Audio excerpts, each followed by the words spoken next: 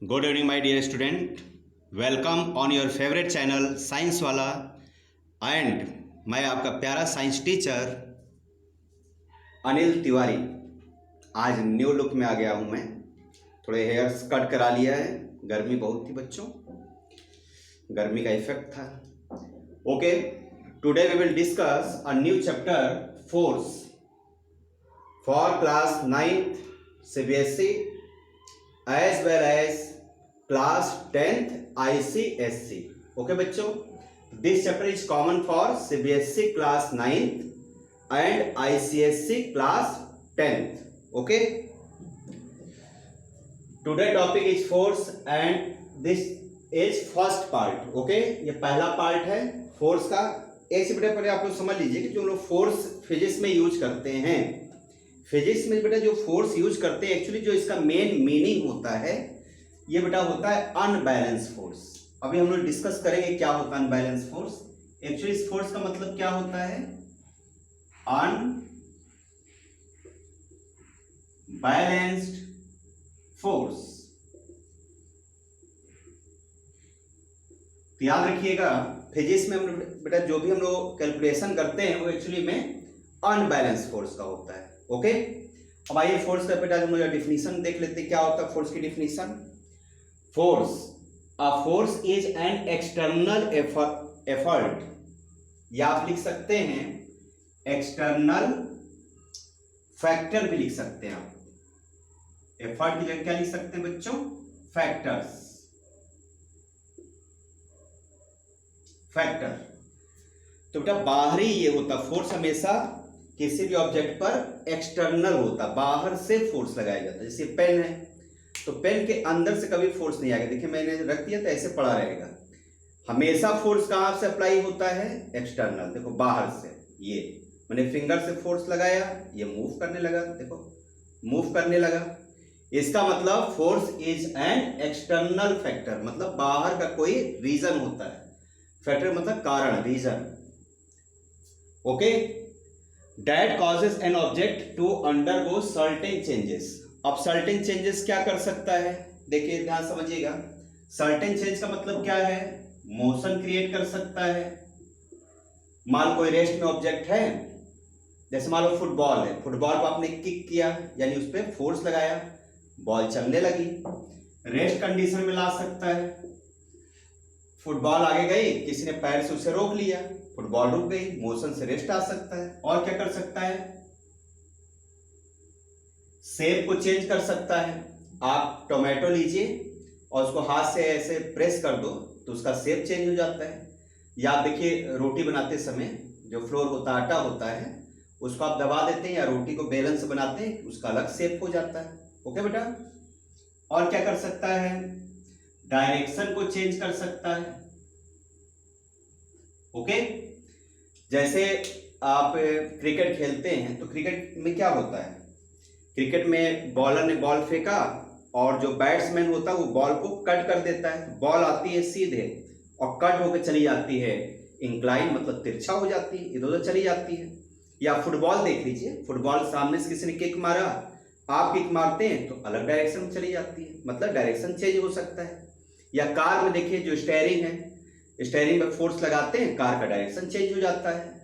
Bike की handle देखिए, उस पर आप लोग क्या करते हैं, हैंडल पे फोर्स लगाते हैं, डायरेक्शन चेंज हो जाता है। ओके बच्चों, तो these are some effect of force. Okay, clear हुआ? इसको नोट डाउन कर लीजिए। फोर्स को बेटा हम लोग सिंपली भी डिफाइन कर सकते हैं कि पुल और पुश, या पुश और पुल, मतलब किसी ऑब्जेक्ट पे धक्का देना या उसे खींचना। जैसे मान लो ये पेन है, मैंने इसको धक्का दिया या इसको खींचा, यही तो फोर्स है। तो पुल और push acting upon an object is called as force. तो सिंपली क्या होता है कि धक्का देना या खींचने को ही फोर्स करते हैं। ओके बेटा, अब नेक्स्ट पॉइंट है force has magnitude and direction. देखो बेटा, जिस फिजिकल क्वांटिटी में मैग्नीट्यूड भी हो डायरेक्शन भी हो तो उसे हम लोग बोलते हैं क्या? Force is a vector quantity. कैसा क्वांटिटी हो गया? Vector quantity. जिसने मोशन इन वन डायमेंशन का हमारा लेक्चर ना देखा हो, मोशन चैप्टर, उसमें मैंने वेक्टर और स्केलर के बारे में समझाया, आप समझ लीजिएगा, देख लीजिएगा। जैसे एग्जांपल देखो बेटा, जैसे वॉल है, वॉल पर आपने फोर्स लगाया, मान लो 50 न्यूटन का फोर्स लगाया, तो फोर्स का आपको डायरेक्शन भी बताना पड़ेगा। तो ये कौन सी डायरेक्शन हो गई? डायरेक्शन कैसे पता करते हैं? डायरेक्शन में से बेटा अपवर्ड क्या होता है? नॉर्थ, डाउनवर्ड साउथ, ये साउथ डायरेक्शन है, ये नॉर्थ है, ये कौन सा होता है? ईस्ट, ये कौन सा होता है? वेस्ट। किधर फोर्स लग रहा है? देखो इस साइड, यानी कि फोर्स का डायरेक्शन क्या हो गया? ईस्ट। तो 50 Newton force acting on wall towards east direction. Okay, अब देखो मैग्नीट्यूड और डायरेक्शन का मीनिंग थोड़ा समझ लीजिए। जैसे आपने लिखा 50 न्यूटन फोर्स इन किसमें बच्चों? ईस्ट डायरेक्शन में, ईस्ट में लग रहा है, पूरब तरफ लग रहा है। तो देखो जो ये 50 है इसको बोलेंगे मैग्नीट्यूड, और जो न्यूटन बच्चों है इसको बोलते हैं यूनिट। ओके, और जो ईस्ट है इसको क्या बोलेंगे? डायरेक्शन। तो बताइए इसमें क्या क्या हो गया, ध्यान से याद करिए। मैग्नीट्यूड, डायरेक्शन, और यूनिट तो अंडरस्टूड होता है, यूनिट तो लिखा नहीं जाता, वो साथ में रहता है, ये अंडरस्टूड है। ओके बच्चों, जैसे कोई लिविंग है तो अब लिविंग में उसकी आत्मा तो होगी ना, सोल होगी ना, उसके अंदर आत्मा होगी, वो लिखा थोड़ी जाएगी। जिंदा है तो इंसान प्लस आत्मा, आत्मा तो उसके अंदर रहेगी, यही मतलब हुआ। ओके बच्चों, तो ठीक है, इसको नोट कर लीजिए आप लोग। आप सुनिए बहुत ध्यान से। नेक्स्ट आगे बेटा, जो यूनिट होता है फोर्स का, देखिए SI unit of force is Newton. Newton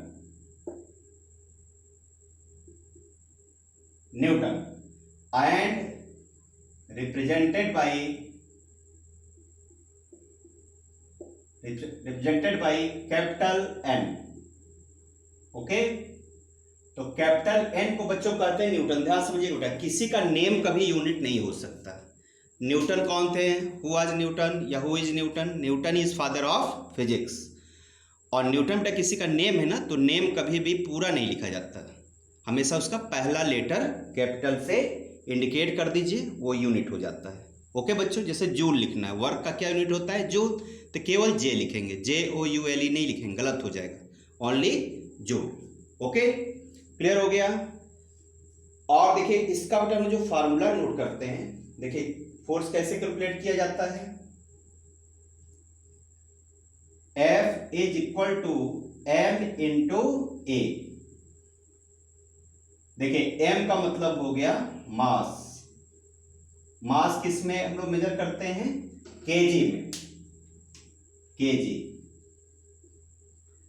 और बेटा A का मतलब हो गया एक्सेलरेशन। किस में बेटा इसको हम लोग मेजर करते हैं? इसको मेजर करते हैं हम लोग बच्चों metre per second square.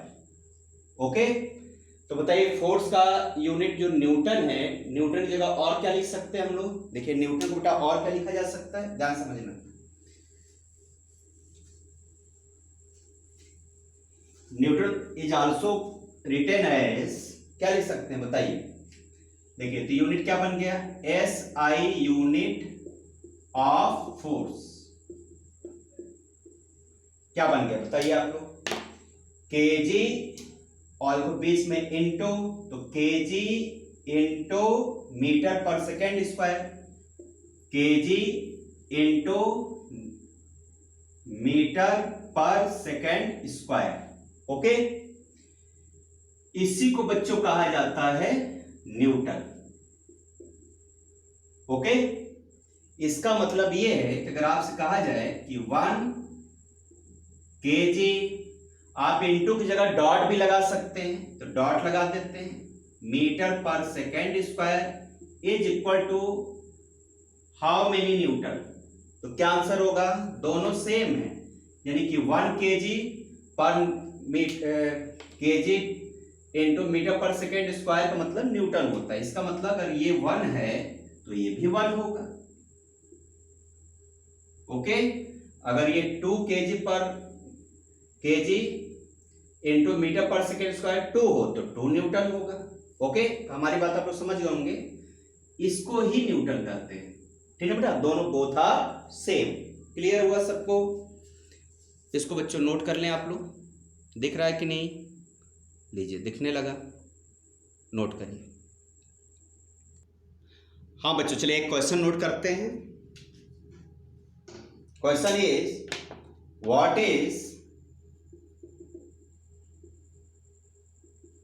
is SI unit and CGS unit of force? What is SI unit and CGS unit of force? ध्यान से सुनना बच्चों। SI बेटा यूनिट का मतलब होता है MKS।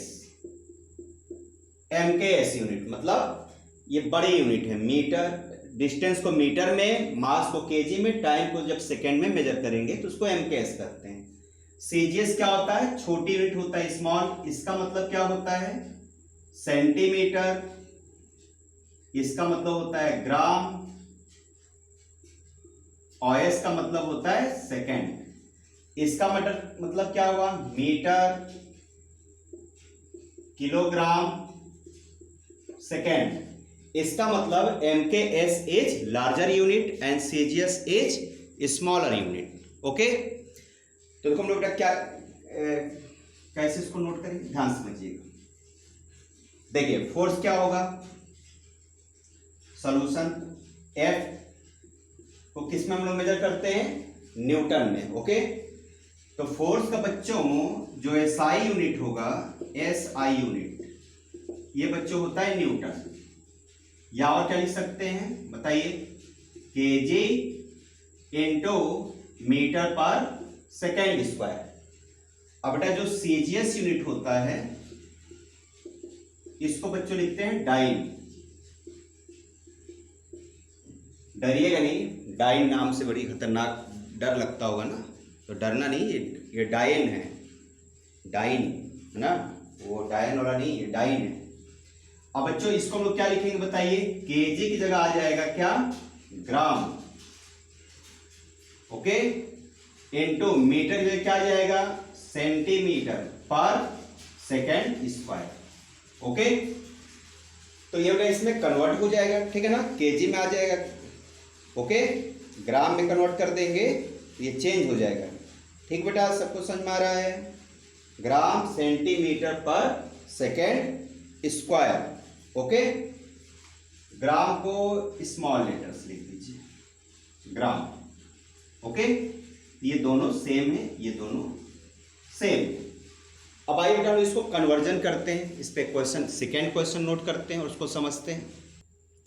Okay my dear student, next topic is relationship between SI unit and CGS unit. बहुत ध्यान समझिएगा। देखिए SI यूनिट बेटा कैसा यूनिट है? लार्जर यूनिट है। SI को और क्या बोला जाता है? It is also called as MKS। Okay, MKS is larger unit and CGS is smaller unit. देखो दोनों में रिलेशनशिप हमको बताना है, ध्यान समझिए बच्चों। देखिए जो SI यूनिट होता बच्चों क्या होता है? SI यूनिट क्या होता है बच्चों? न्यूटन होता है।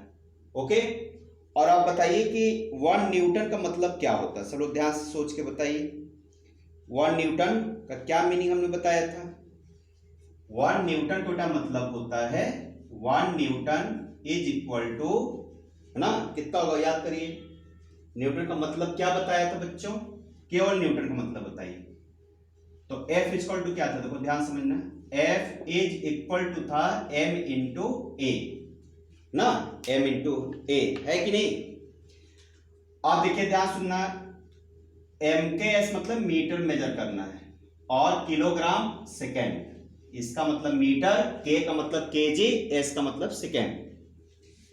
तो M का मतलब क्या है? मास। मास को किससे मेजर करिए? केजी में। तो बेटा हो जाएगा केजी इंटू, और एक्सेलरेशन किससे मेजर करिए? मीटर। भाई मीटर, ये मीटर है, तो मीटर पर सेकेंड स्क्वायर। तो देखिए इनका यूज हो गया ना MKS। ओके, यानी कि F का मतलब होता है, सॉरी, और इसका मतलब होता है न्यूटन। यानी न्यूटन का मतलब क्या पता चल गया, ये पता चल गया। ओके, फाइंड आउट कर लिया। अब बताओ बच्चों, इसको अगर हम यहाँ 1 मान ले, 1 न्यूटन, ध्यान सुनना हमारी बात। अगर हम लोग ऐसे लिख लें इसको कि 1 न्यूटन, 1 न्यूटन, तो इज इक्वल टू क्या होगा, 1 kg into metre per second square, it is MKS unit. अब आइए इसको हम लोग सीजीएस में कन्वर्ट करते हैं। सीजीएस में क्या होता है, सेंटीमीटर ग्राम सेकेंड। यहां पर क्या मीनिंग था, m का मतलब था बच्चों मीटर, k का मतलब था केजी, s का मतलब था सेकेंड। अब आइए इसको हम लोग कन्वर्ट करते हैं, तो ध्यान समझिएगा। 1 kg, 1 kg में कितने ग्राम होते हैं बताइए। केजी किस में कन्वर्ट करना, ग्राम में कन्वर्ट करना। तो 1 kg में कितने ग्राम, हाउ मेनी ग्राम्स, 1000 ग्राम होता है। तो कितना लिखेंगे बच्चों यहाँ पर, 1000 ग्राम इनटू मीटर किस में कन्वर्ट करना है, तो मीटर कन्वर्ट करना है सेंटीमीटर। देखो यहाँ मीटर है और यहाँ क्या है, सेंटीमीटर। तो 1 मीटर में कितने सेंटीमीटर, 1 लिखा ना, 1 kg इंटू मीटर, तो ये 1 दोनों में होगा ना। ये 1 क्या है, 1 kg भी है और 1 ये भी है, मीटर भी है 1, सारा 1 ही तो माना जाएगा।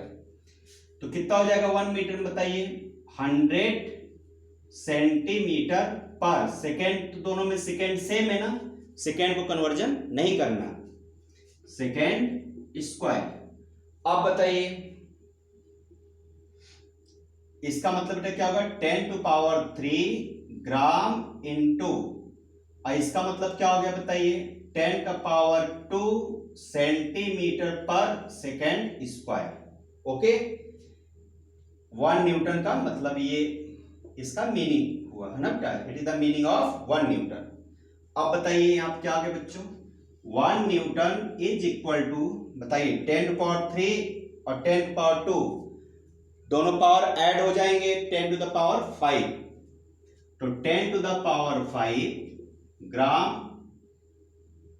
इंटू सेंटीमीटर पर सेकेंड स्क्वायर। ओके, सब कुछ समझ में आ रहा है। और देखो बच्चों, ये जो ग्राम पर सेंटीमीटर स्क्वायर है, it is called as dyne. तो कितना हो जाएगा बताइए, 1 newton is equal to 10⁵ dyne. Clear हुआ सबको। It is CGS unit, it is MKS unit. Newton क्या है बच्चों, MKS यूनिट है, MKS, and dyne is CGS। कौन बड़ा यूनिट होता है, MKS, और ये कैसे यूनिट होता है, स्मॉल यूनिट होता है, स्मॉलर होता है। ओके, तो आई होप आपको समझ में आ गया होगा कि 1 न्यूटन का बेटा मेन मतलब होता है 10⁵ डाइन। अच्छा देखो, इसको हम लोग ऐसे भी तो लिख सकते हैं, जरा बहुत ध्यान से बात समझना हमारी।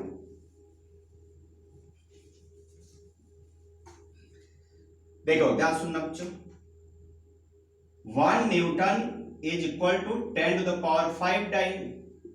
ठीक है, अब इसको जरा सा हम लोग ऐसे लिख लेते हैं, 10⁵ dyne is equal to 1 newton. लिख सकते हैं, कोई डाउट, कोई डाउट नहीं, सही है। अब बताइए 10⁵ डाइन का मतलब 1 न्यूटन। तो बताइए अगर 1 डाइन होगा तो कितना हो जाएगा बच्चों न्यूटन, 1 ये नीचे चला जाएगा, 10⁵ न्यूटन। और क्या लिख सकते हैं, 1 डाइन इज इक्वल टू, अगर इसको हम रेसिप्रोकल कर दें, इसको ऊपर ले जाएं, तो क्या हो जाएगा बताइए, पावर का साइन चेंज हो जाएगा, जो 10⁵ है ना वो 10⁻⁵ हो जाएगा, मतलब इसको ऊपर ले जाइए यहां पे। तो 1 इंटू 10⁻⁵ क्या बच्चों, न्यूटन। यानी 1 डाइन इज इक्वल टू 10⁻1 से कोई इफेक्ट तो पड़ना नहीं है, 10⁻⁵ न्यूटन। ओके, तो कंक्लूजन बच्चों क्या हुआ, 1 न्यूटन का मतलब होता है 10⁵ डाइन, मतलब 1 लाख डाइन, 1 लाख हुआ। 1 न्यूटन का मतलब 1 लाख डाइन होता है, 1 लाख डाइन। और 1 डाइन का मतलब क्या होता है, 10⁻⁵ न्यूटन। आई होप आप लोग को हमारी बात समझ में आ गई होगी। दिख रहा है कि नहीं? कैमरा में थोड़ा सेट कर देता हूँ। दिख रहा बच्चों सही? ठीक है, नोट डाउन करो बच्चों वीडियो पॉज करके।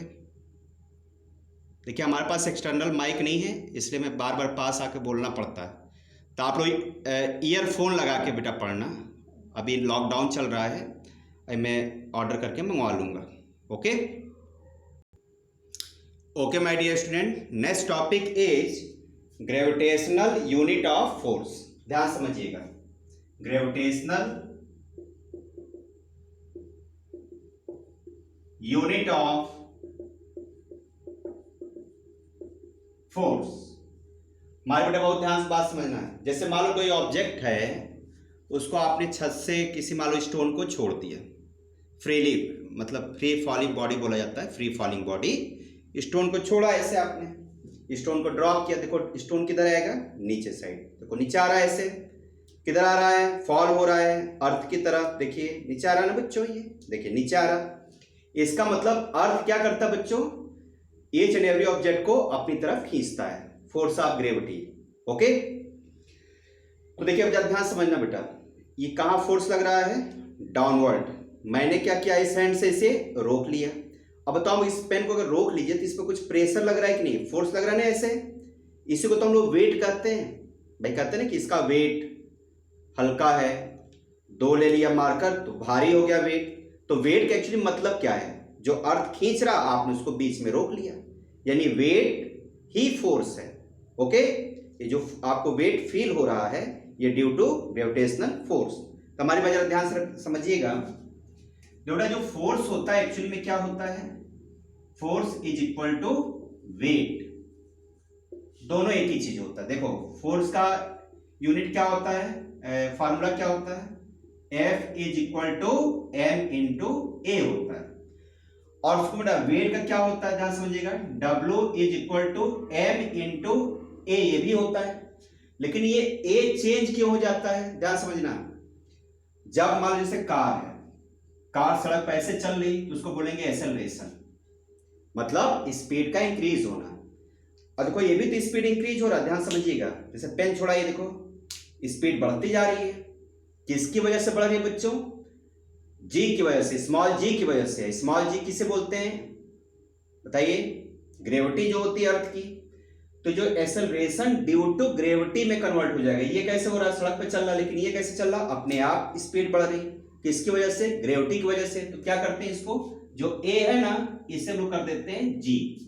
जी का मतलब होता है एक्सेलरेशन ड्यू टू ग्रेविटी, मतलब अर्थ के वजह से नीचे की तरफ जो खिंचाव है ना बेटा, उसकी वजह से स्पीड बढ़ती जा रही, उसे ग्रेविटी बोलते हैं, एक्सेलरेशन ड्यू टू ग्रेविटी। अब ध्यान दीजिए दोनों सेम ही तो है, m इंटू ए कहो चाहे m इंटू जी कहो, ए का मतलब क्या है? जी ही तो है, दोनों तो सेम है। ओके बेटा, इसलिए force is equal to weight, समझ में आ रहा? इसलिए F is equal to W होता है, दोनों सेम होता है। देखो वेट की जो यूनिट है, यूनिट क्या है? SI यूनिट क्या होती है बच्चों? न्यूटन होता है। फोर्स की भी क्या होती है? SI यूनिट न्यूटन होता है। यानी दोनों क्या है? सेम है, एक ही चीज है। क्लियर हो गया सबको? अब हमारी बात ध्यान सुनिएगा। तो हम लोग बेटा फोर्स की जगह पे वेट का यूज कर सकते हैं। Force and weight are similar, याद रखिएगा कि फोर्स और वेट बोथ आर सेम, दोनों की यूनिट भी सेम होती है, ठीक है ना? अच्छा अब देखिए कौन कौन से ग्रेविटेशनल यूनिट्स हैं। देखिए फर्स्ट बच्चों है, जैसे ऐसे लिखा हो 1 kg वेट, ओके, या लिखा हो 1 kg, क्या लिखते हैं वेट की जगह पे? फोर्स लिखते हैं, 1 kg force, small f। Okay बेटा, दोनों का बेटा मीनिंग सेम होता है, ठीक है ना? दोनों का मीनिंग क्या होगा? सेम होगा। और कितना होता है बेटा? 9.8 न्यूटन। ओके, अब इसका जरा मीनिंग समझ लो बेटा कि 1 kg का अगर वेट अपने हाथ में रखो तो जो फोर्स आपको फील होगा उससे हम लोग क्या बोलेंगे? 1 किलो वेट या 1 केजी फोर्स, एक ही बात है, बोथ आर सेम। ओके, समझ में आ रहा है सबको? आप ध्यान समझिएगा, जैसे मान लो ये पेन 1 kg की हो, मान लो 1 किलो की हो, है तो नहीं, मान लेते हैं, अगर ऐसे रख दो तो यहाँ पे प्रेशर लग रहा है ना, तो कितना प्रेशर लगेगा? 9.8 न्यूटन। ओके, अब मान लो ये पेन 1 ग्राम की हो, ध्यान समझना बच्चों, तो क्या बोलेंगे उसे? 1 gram weight. Okay, 1 gram weight, या और क्या लिख सकते हैं बच्चों? 1 ग्राम फोर्स। बोथ आर बच्चों क्या है? सेम है। ओके, कितना होगा बताइए? बताइए 1 ग्राम फोर्स कितना होगा बच्चों? तो इन दोनों का जो मीनिंग होता है 980 डाइन। डाइन क्यों लिखा बताइए सब लोग? देखो यहां पर क्या बच्चों, ये सीजीएस है, सीजीएस यूनिट, और ये कौन सी यूनिट है बच्चों? एमकेएस, मतलब एसआई यूनिट। ओके, तो जब एसआई होगा तो उसमें न्यूटन का यूज होगा, और जब सीजीएस होगा तो डाइन का यूज होगा। ओके, आप लोग हमारी बात समझ में आ रही होगी, है ना? कोई दिक्कत नहीं होगा हमारे हिसाब से। कैमरा मैं जरा सेट कर दूं बच्चों। आई होप आप लोग समझ में आ रहा होगा। ठीक है बेटा, नोट करो वीडियो पॉज करके, फिर हम लोग कुछ क्वेश्चन सॉल्व कर लेते हैं। ओके ओके बच्चों, question number 1 is a car is moving with a constant velocity of 100 kilometre per hour and mass of car is 2000 kg। Find net force acting on it, मतलब force बताना है। तो आइए solve करते हैं इसे। देखो ध्यान सुनिए सॉल्यूशन। कार बताओ बच्चों, वेलोसिटी कितनी है? 100 किलोमीटर पर आवर। कैसी वेलोसिटी? चेंज हो रही कि कांस्टेंट है?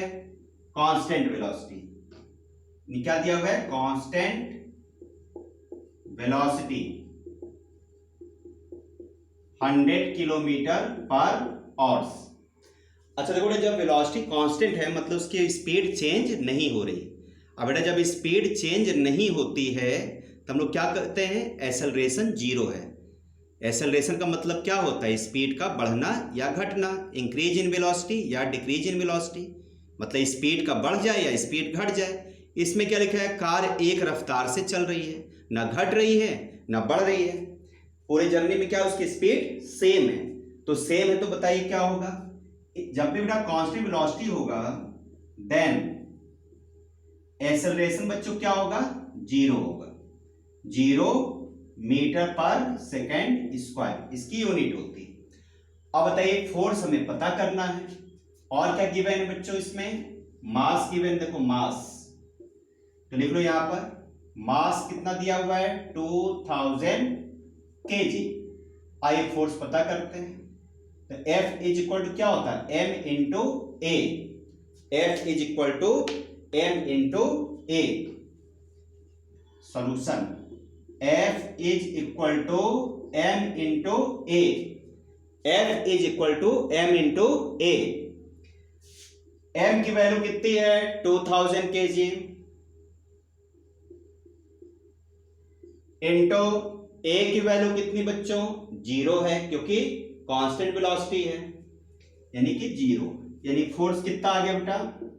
0 न्यूटन, यानी कि no net force is applied on the car. तो याद रखिएगा, जब कार बच्चों एक रफ्तार से चलती है सड़क पे, जैसे आप हाईवे पे जा रहे हैं और एक रफ्तार आपने उसके सेट कर दी 100 किलोमीटर पर आवर या 60 किलोमीटर पर आवर, उस समय देखो आपने सुना होगा ना कि कार का एवरेज इंक्रीज हो जाता, मतलब अच्छा एवरेज देती कार, कम पेट्रोल में ज़्यादा चलती है। इसका क्या रीज़न होता है? उस समय इंजन पर बिल्कुल फोर्स अप्लाई नहीं करता है, मतलब इंजन पर जोर नहीं पड़ता है, कार अपने आप चलती है, उस पर फोर्स लगाने की ज़रूरत नहीं पड़ती इंजन को। ओके बेटा, लेकिन वही ब्रेक जब लगा दीजिए, कार रोक दीजिए, तो फिर उसको स्पीड में लाने के लिए देखते ना, गियर चेंज करना पड़ता है और कितनी आवाज़ करती है कार, तब तो स्पीड पकड़ पाती है वो, है ना? यानी इस कंडीशन में फोर्स क्या होगा? 0 होगा। तो नोट में लिख लीजिए, अगर कांस्टेंट वेलोसिटी होगा, कंक्लूजन क्या निकला बच्चों? कंक्लूजन इफ कांस्टेंट बेटा अगर वेलोसिटी दिया होगा क्वेश्चन में अगर क्वेश्चन में क्या गिवन हो, कांस्टेंट वेलोसिटी, देन क्या होगा याद रखिएगा, देन एफ जो होगा वो 0 होगा, मतलब no force is applied on that object या दैट कार। अब बेटा फोर्स का मतलब ये यहाँ कौन सा फोर्स है बताइए, सब लोग को मैंने क्या बताया था, फिजिक्स में जब भी फोर्स लिखेगा और कहेगा फोर्स का मीनिंग बताओ, तो एक्चुअली में फोर्स का मतलब होता है अनबैलेंस फोर्स। ओके, एक क्वेश्चन और नोट कर लीजिए, जैसा आप क्वेश्चन में दिया गया कि फोर्स मीन, फोर्स का मतलब बताइए, कंपटीशन में भी आ सकता है, एनटीएससी में भी पूछा जा सकता है। तो पहला बच्चों क्या दे दिया, बैलेंस फोर्स, सेकेंड दे दिया बच्चों unbalance force, third both, and fourth none. तो बताइए ये क्वेश्चन नंबर कौन सा है, 2 है। तो इस क्वेश्चन का आंसर क्या होगा, तो इसका बेटा मेन आंसर होगा, बताइए समझ गए होंगे सब लोग, अनबैलेंस फोर्स। तो फोर्स का मेन मतलब फिजिक्स में होता है unbalance force, note down. Okay, चलिए एक क्वेश्चन बच्चों और हम लोग सॉल्व कर लेते हैं, ठीक है। Okay my dear student, question number 3 is what acceleration will be produced by a force. कौन सा फोर्स, समझ गए होंगे, unbalance, sorry produce by a force. तो फोर्स का मतलब क्या हो बच्चों, अनबैलेंस फोर्स ऑफ 100 न्यूटन, मतलब कितना दिया फोर्स, यानी unbalance force 100 Newton, exalted on a body, मतलब बॉडी पे लगाया जाता है, on a body of mass, उस बॉडी का मास कितना बच्चों 50 kg है। आइए सॉल्व किया जाए इसे। देखो पहले क्वेश्चन में पढ़िए कि क्या क्या दिया हुआ है, 100 न्यूटन, न्यूटन किसका यूनिट होता है, फोर्स का। तो F की बेटा वैल्यू कितनी हो गई, 100 न्यूटन। मास कितना बच्चों है, M की वैल्यू हो गई 50 kg। क्या पता करना है, A पता करना है, एक्सेलरेशन। जो सब लोग जानते हैं, we know that F is equal to M into A, सबको पता है, फोर्स का मतलब मास इंटू एक्सेलरेशन। अच्छा बेटा इसे याद रखिएगा, हमेशा फिजिक्स में जो न्यूमेरिकल सॉल्व किया जाता है किसी भी चैप्टर का हो, ध्यान रखना सब लोग बेटा, जब भी सॉल्व करिएगा तो एक नोट में पॉइंट याद कर लीजिए कि MKS सिस्टम का क्या किया जाता है बेटा, फॉलो करते हैं, follow always MKS system. Okay, हमेशा किसको फॉलो करेंगे, MKS सिस्टम। तो देख लो MKS में है कि नहीं, न्यूटन किस में होता है, MKS में है, सही है। केजी किस में होता है, MKS में, K फॉर केजी, सही है। ओके, मान लो अगर ये ग्राम में होता है तो इसको हम लोग किलोग्राम में चेंज करना पड़ता है, लेकिन अभी इसमें चेंज करने की कोई जरूरत नहीं है। बताइए तो क्या देखो बच्चों, F is equal to MA है ना, हमको पता क्या करना है, A, तो यही सॉल्व कर लेते हैं। बताइए ऐसे लिख लें, इसी को सॉल्व कर लें, M into A is equal to F लिख दीजिए, और A इज इक्वल टू क्या हो जाएगा बच्चों, F बाई M। अब बताइए देखो एक फार्मूला और बन गया, याद कर लो इसको। A को डायरेक्ट कैसे निकाल सकते हैं, F बाई M से, और ये किसका फार्मूला हो गया, फोर्स पता करने का। ओके ठीक है ना। तो A इक्वल क्या होगा, F की वैल्यू कितनी है 100, और M की वैल्यू बच्चों कितनी है 50, 100 न्यूटन, और ये कितना है केजी। कट हो गया, A की वैल्यू कितनी आ गई बेटा 2, और इसको जब सॉल्व करेंगे तो आंसर क्या आएगा, metre per second square. It is our final answer. Okay, तो केजी न्यूटन पर केजी ना लिखिएगा, क्या लिखिएगा, मीटर पर सेकेंड स्क्वायर। उसको सॉल्व करने पर ना न्यूटन पर केजी को सॉल्व करेंगे तो ये आएगा। इसलिए आप बेटा सॉल्व करते समय यूनिट मत लिखा करो, नहीं आप कंफ्यूज हो जाओगे। आप पहले सिंपली सॉल्व कर लिया करो, फिर यूनिट लिख दिया करो, सबसे आसान तरीका। नहीं आप एग्जाम में क्या करोगे ना, लिखने के बाद फिर आप खुद ही टेंशन में आ जाओगे कैसे चेंज करें। अब मान लो मुझे तो पता, मैंने बता दिया, अब आप तो टेंशन में आ जाओगे। इसलिए आप यहाँ यूनिट मत पुटअप करना, डायरेक्ट सॉल्व करो, जो आंसर आए तब यूनिट लिखना। ओके बच्चों, ठीक है। आइए नेक्स्ट क्वेश्चन सॉल्व करते हैं। इसको नोट कर लीजिए पॉज करके वीडियो। ओके,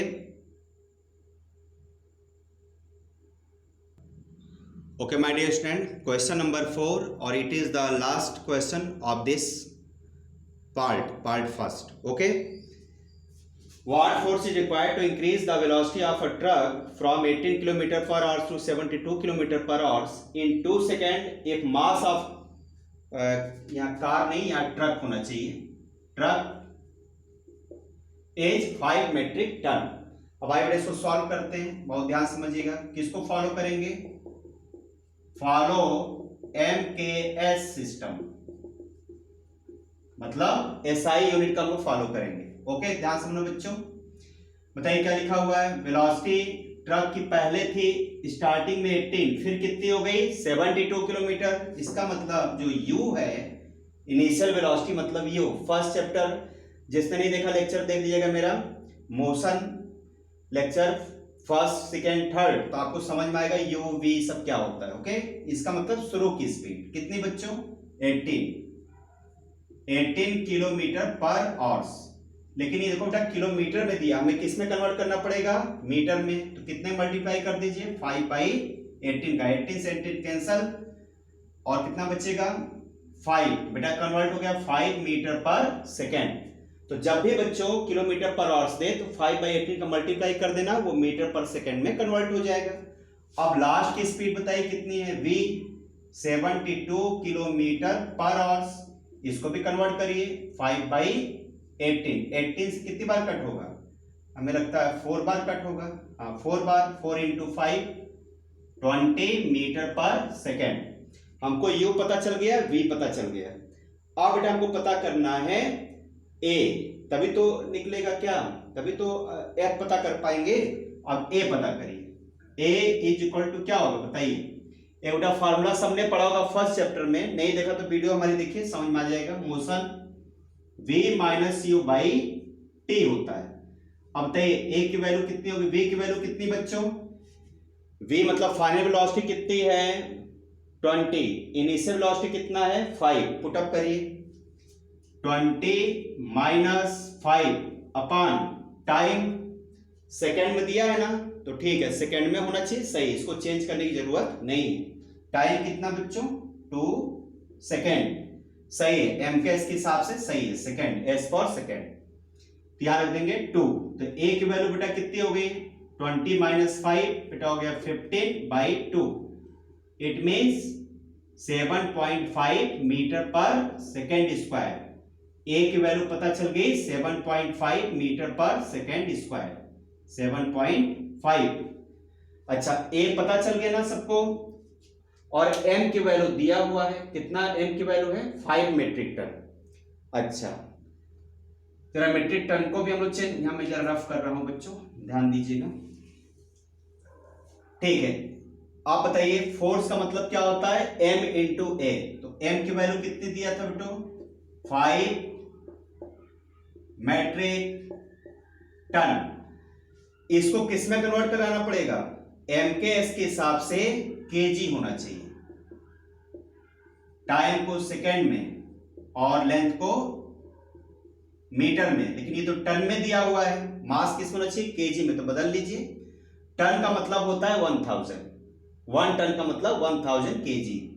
तो 1 मेट्रिक टन का मतलब 1000 का मल्टीप्लाई करिए, तो M बेटा कितना हो जाएगा? 5 × मेट्रिक टन का मतलब 1000 kg, इसमें मल्टीप्लाई कर दो, कितना हो जाएगा बेटा? 5000 kg। आप रिलेशनशिप लिख लीजिए कि 1 metric ton is equal to 1000 kg। याद रखना, 1 मेट्रिक टन का मतलब 1000 kg होता है। अब देखिए M की वैल्यू पता चल गई कितना? 5000 kg। A की वैल्यू पता चल गई कितना? 7.5 मीटर पर सेकेंड स्क्वायर। तो बताओ फोर्स कितना होगा बच्चों? फोर्स ही तो पता करना हमको, फाइंड आउट फोर्स था ना क्वेश्चन में। तो बताइए F इज इक्वल टू क्या होता है? M × A, यानी F is equal to, M की जगह क्या रखेंगे? 5000 इंटू कितना हो जाएगा बच्चों? 7.5। ओके, 7.5 5। अब इसको आप मल्टीप्लाई कर लो, कितना हो जाएगा 5000 इंटू, इसको ऐसे लिख सकते हैं 75/10 लिख सकते हैं बेटा। 7.5 का मतलब पॉइंट हटाओगे तो अपान 10 हो जाएगा। इस जीरो से ये जीरो कैंसिल कर दो। आप सोचो कितना हो रहा है, इसका इसे मल्टीप्लाई करिए 75 into 5,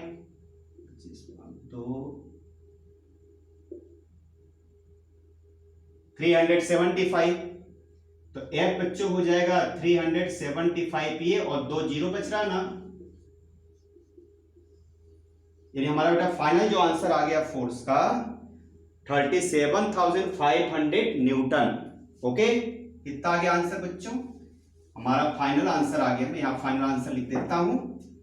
our final answer is F is equal to 37500 Newton.